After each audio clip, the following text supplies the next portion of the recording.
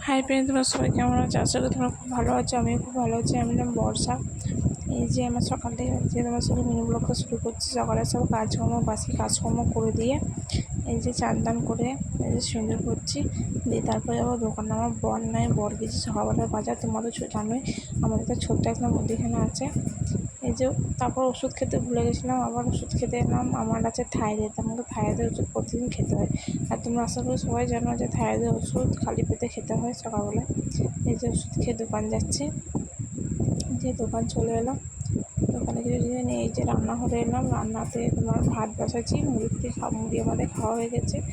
এই যে ভাত এদিকে হচ্ছে, আর এদিকে শাশুড়ি মায়ের জন্য একটু আলু ভেজে রেখে দিয়েছি। এই যে এবার বাইরে যাচ্ছি, শাশুড়ি মা সব প্রচুর জোগাড় করেছে। তো তোমার মধ্যে দেখাই কি আমার পুজো জোগাড় করেছে। এই যে এদিকে আমার শাশুড়ি মা ধুনো দেওয়ার জন্য ঘুরতে ধুনো রেডি করছিলো।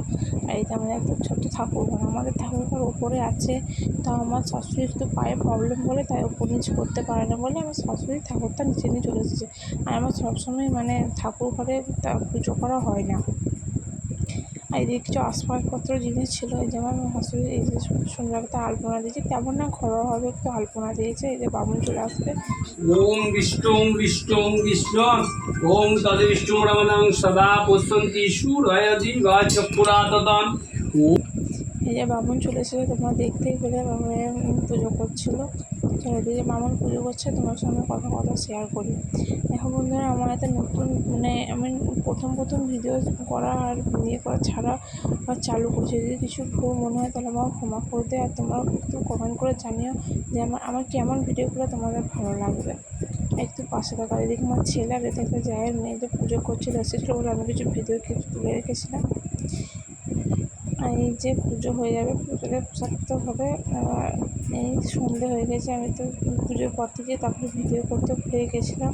সন্ধে হয়েছে, সন্ধে চলে গেছে। আজকে হলো বৃহস্পতিবার, পাতালক্ষ্মী ঘরে আমাদের পুজো। তাই আমাকে না প্রতিটি বিবাহিত মেয়েদেরকে আলতা করতে হয়। তাই সন্ধ্যাবেলা ঘুমতে ঘুরতে হাত পা ধুয়ে যে একটু আলতা করে নিলাম।